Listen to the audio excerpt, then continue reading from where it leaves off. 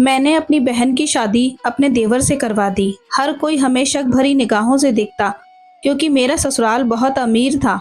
अगली सुबह मैं अपनी बहन को नाश्ते के लिए बुलाने कमरे में जाने लगी, तो देवर ने मुझे रोक दिया और बोला, भाभी कुछ देर मेरी पत्नी को सोने दीजिए, क्योंकि उसकी नींद खराब हो जाएगी।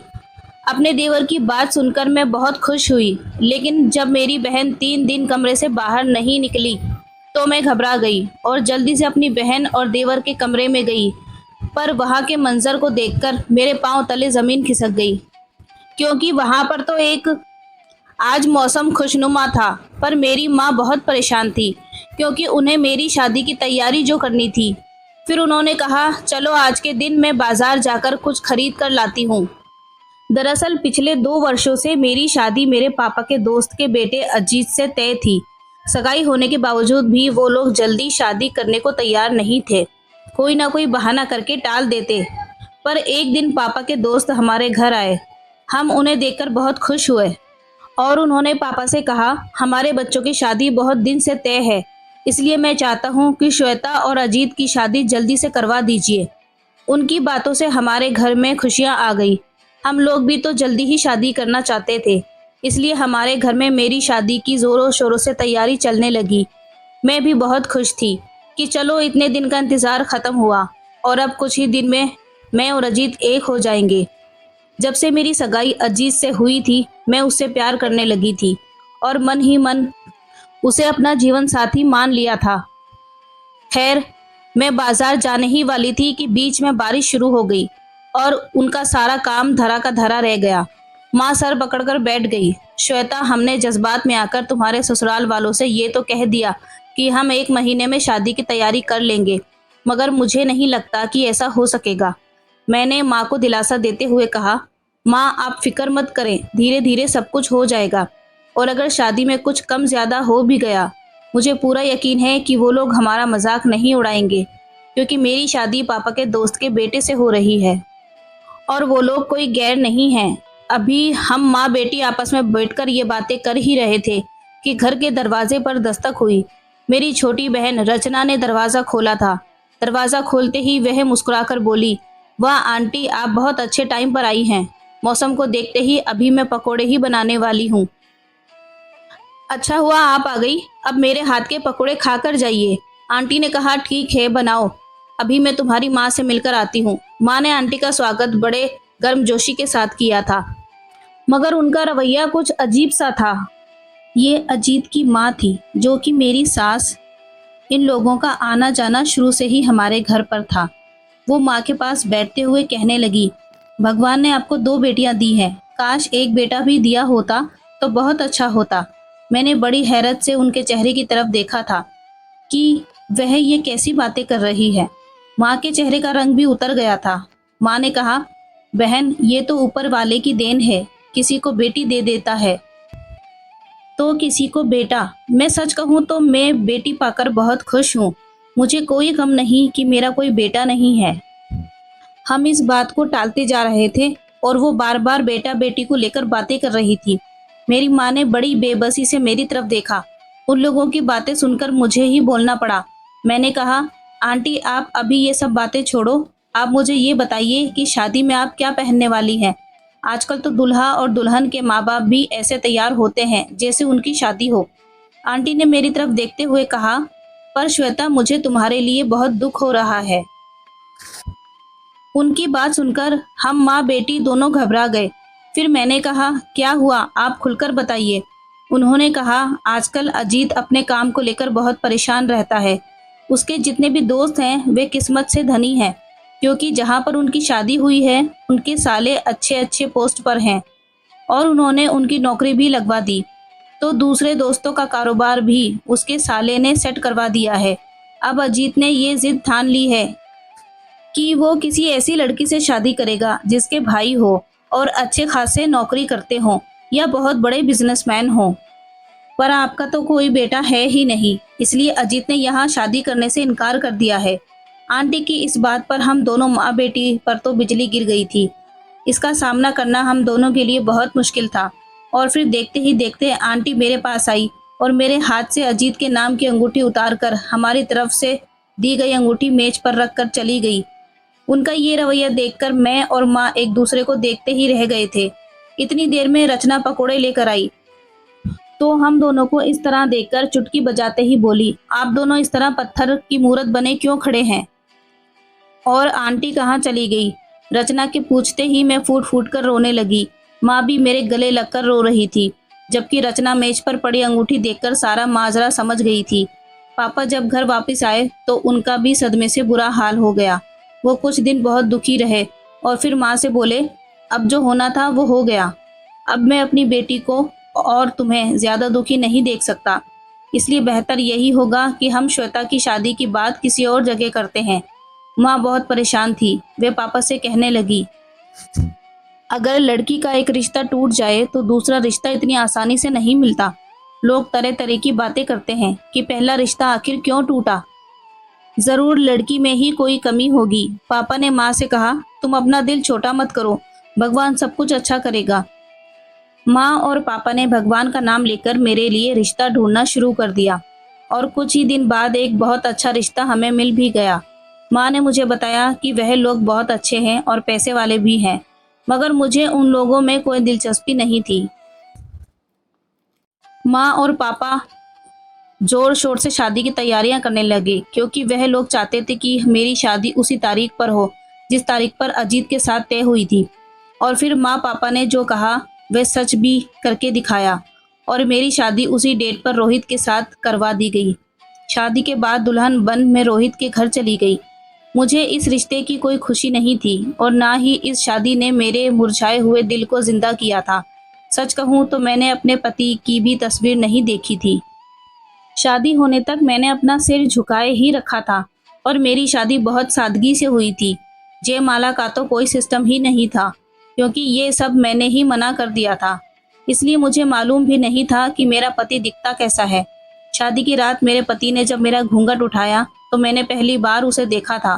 वह बहुत ही खूबसूरत था और मुझे देखते ही मुस्कुराने लगा और मुस्कुराते हुए बोला, श्वेता तुम तो बहुत ही खूबसूरत हो। उसकी बात पर मैंने हल्का सा मुस्कुरा दिया।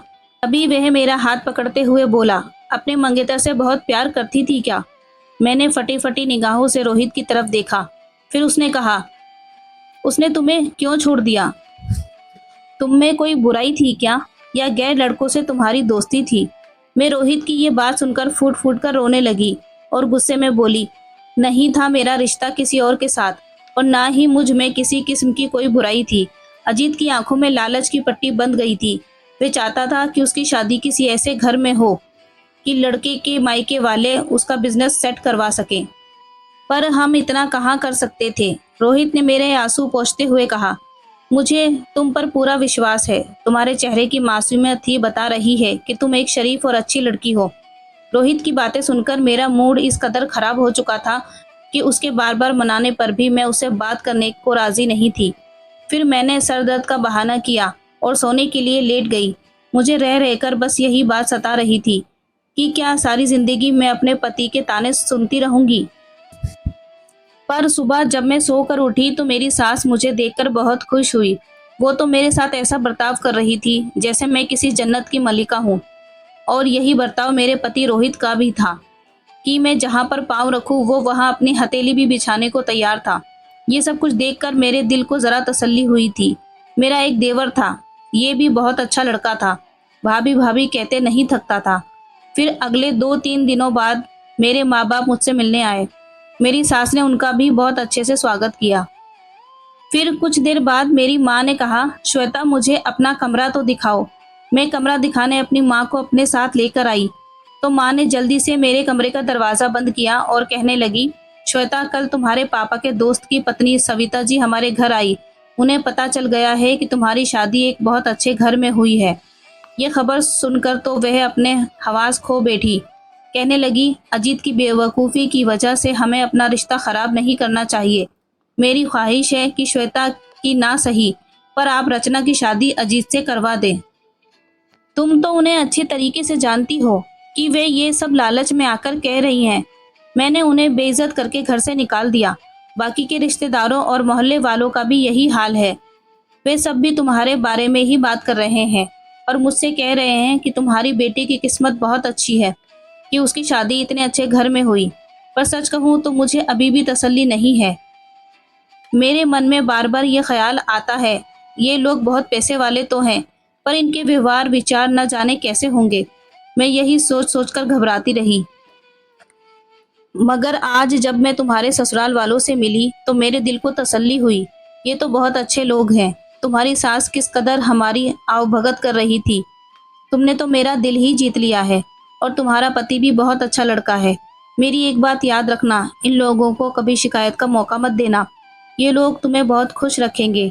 माँ के मुंह से ये सब सुनकर मैं मन ही मन भगवान का शुक्रिया अदा करते हुए कह रही थी कि हे भगवान, आपने अच्छा ही किया कि उन लालची लोगों से मेरा पीछा छुड़वा दिया और मेरा रिश्ता इतने अच्छे लोगों से करवा दिया।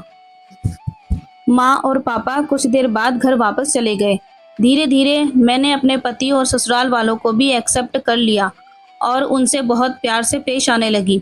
सब कुछ बहुत अच्छे से चल रहा था। मेरे पति ने तो मुझे हथेली का छाला बनाकर रखा था। एक दिन मेरी सास मेरे पास आई और कहने लगी, श्वेता, तुम तो बहुत अच्छी लड़की हो। मेरी ख्वाहिश है कि मेरे छोटे बेटे रौनक के लिए भी तुम्हारी ही जैसी कोई अच्छी लड़की मिल जाए तो बहुत अच्छा होगा। तुम्हारी नज़र में अगर कोई अच्छी लड़की हो तो ज़रूर बताना।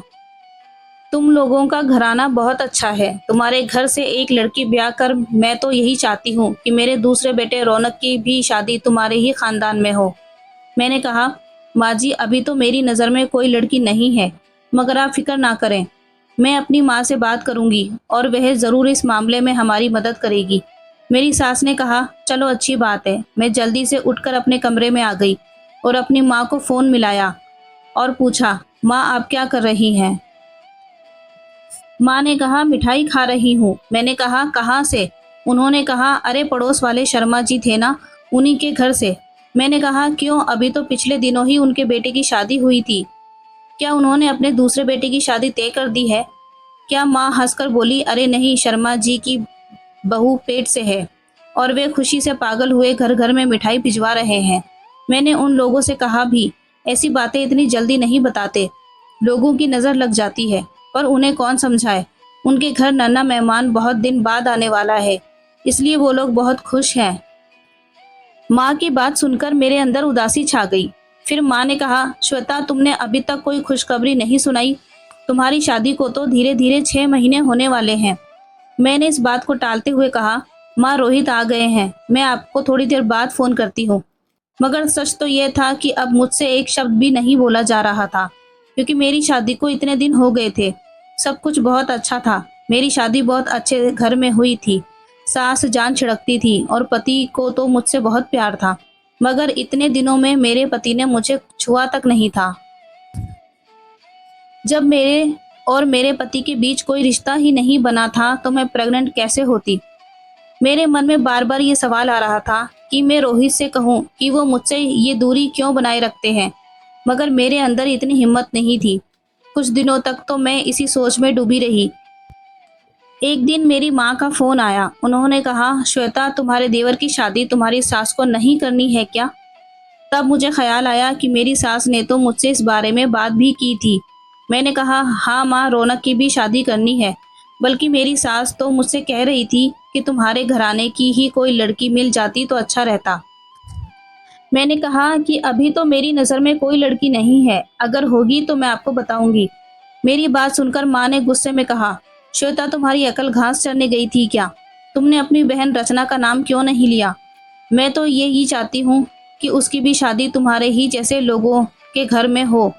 और अब जब तुम्हारा देवर है तो क्यों ना हम उसकी शादी तुम्हारे देवर से करवा दें। मैंने कहा, हाँ माँ, आप तो ठीक कह रही हैं। न जाने मुझे ये ख्याल क्यों नहीं आया। मैं ज़रूर अपनी सास से रचना के बारे में बात करूँगी।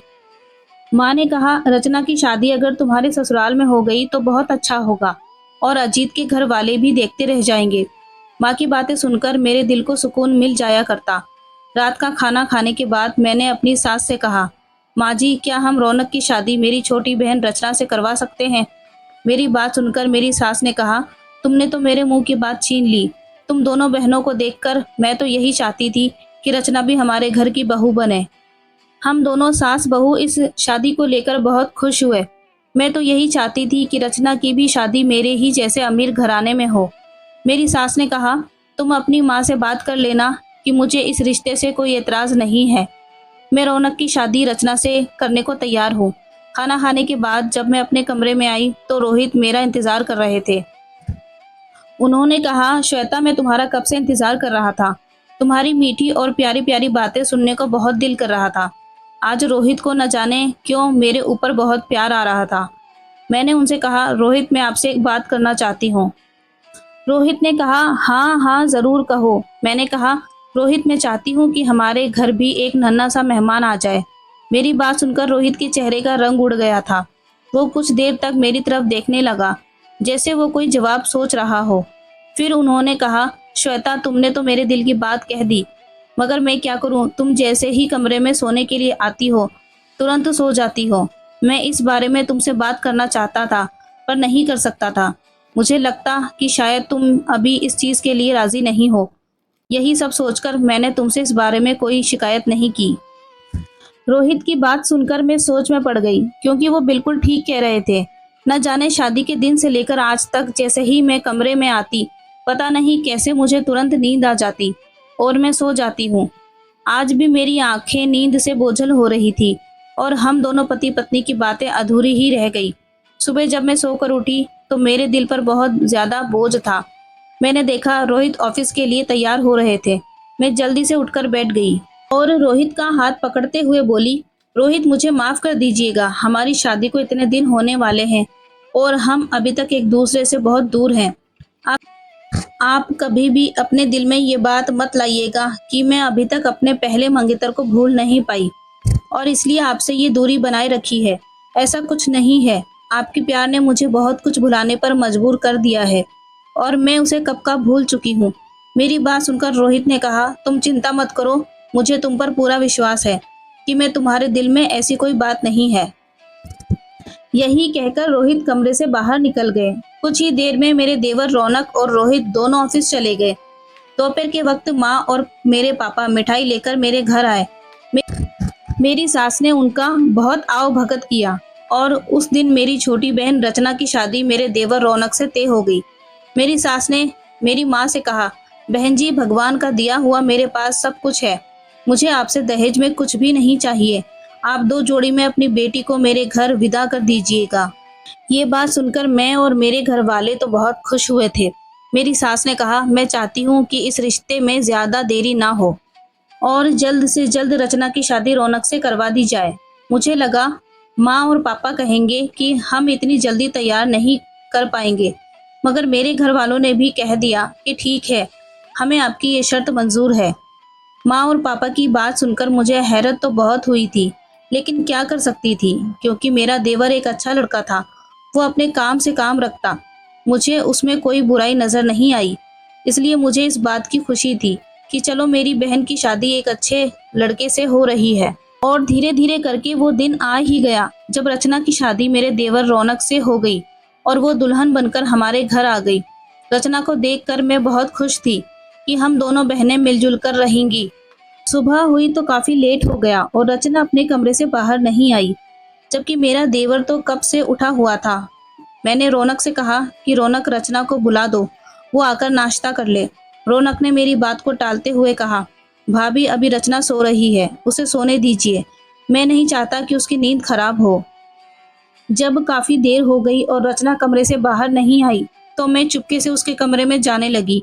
तभी मेरी सास ने मेरा हाथ पकड़कर रोक लिया और बोली, श्वेता, तुम ये मत समझना कि तुम्हारा देवर बहुत अच्छा है। वो बहुत गुस्से वाला है, इसलिए बेहतर यही होगा कि तुम उसके कमरे में मत जाओ। मैंने मजबूरी में अपना सर हिला दिया, लेकिन सच कहूँ तो मुझे रचना पर भी बहुत गुस्सा आ रहा था। मैंने सोचा कि जब वो सोकर उठेगी तो मैं उसकी बहुत क्लास लूँगी कि इतनी देर तक कौन सोता है। पर मुझे नहीं पता था कि मेरा ये इंतज़ार इतना लंबा हो जाएगा। सुबह से दोपहर और दोपहर से शाम हो गई, लेकिन रचना अभी तक अपने कमरे से बाहर नहीं निकली थी। मेरे दिल में तो हौल उठने लगे। कुछ समझ में नहीं आ रहा था कि मैं क्या करूं। फिर कुछ ही देर बाद रचना अपने कमरे से निकलती हुई नजर आई। ये देखकर मेरे दिल को थोड़ा सुकून हुआ, लेकिन साथ ही साथ इस बात की हैरत हुई कि उसने अपना चेहरा क्यों छुपा रखा है। वो किचन की तरफ बढ़ी तो मैं जल्दी से उसके पीछे पीछे किचन में गई और उससे बोली, रचना तुम इतनी देर तक क्यों सोती रही और इस तरह अपना चेहरा क्यों छुपा रखा है? इधर मुंह करो, सब ठीक तो है? इससे पहले कि मैं आगे बढ़कर रचना के चेहरे से घूंघट उठाती, तभी वो जल्दी से किचन से भागती हुई अपने कमरे में चली गई। मैं भी जल्दी से उसके पीछे पीछे गई, तभी उसने अंदर से दरवाज़ा लॉक कर लिया। उसकी ये हरकत देखकर मुझे बहुत गुस्सा आया और मैं गुस्से से दरवाज़ा पीटने लगी। दरवाज़ा पीटते हुए मैं गुस्से से बोल रही थी, रचना अभी के अभी बाहर निकलो, नहीं तो मुझसे बुरा कोई नहीं होगा। तभी मेरा देवर वहां पर आ गया। वो गुस्से से मुझे देखते हुए बोला, भाभी आप मुझे और मेरी नई नवेली दुल्हन को थोड़ी प्राइवेसी देंगी? सच कहूँ तो मुझे आपसे इस कदर की हरकत की जरा भी उम्मीद नहीं थी। ये सब क्या कर रही हैं आप? मैं भी उसी की जुबान में बोली, मुझे अभी और इसी वक्त अपनी बहन से मिलना है। तुम्हें ये बात समझ में आई? तुम्हारी पत्नी वे बाद में बनी है, पहले वो मेरी बहन है। हम दोनों ऊंची ऊंची आवाज में बात कर रहे थे, तभी मेरी सास हम दोनों की आवाज सुनकर वहां पर आ गई और कहने लगी, क्या हुआ, सब खैरियत तो है ना? मैंने कहा, माँ जी मुझे मेरी बहन से मिलना है। मेरी सास ने कहा, अच्छा पहले मुझे कमरे में जाने दो, फिर मैं रचना से पूछती हूँ कि आखिर वो तुमसे क्यों नहीं मिलना चाहती है।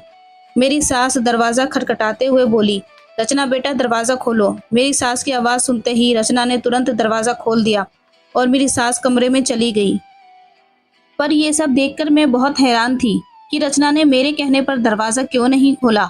थोड़ी देर बाद मेरी सास कमरे से बाहर आई और कहने लगी, श्वेता रचना ने कहा है कि वो तुमसे ना तो मिलना चाहती है और ना ही कोई बात करना चाहती है।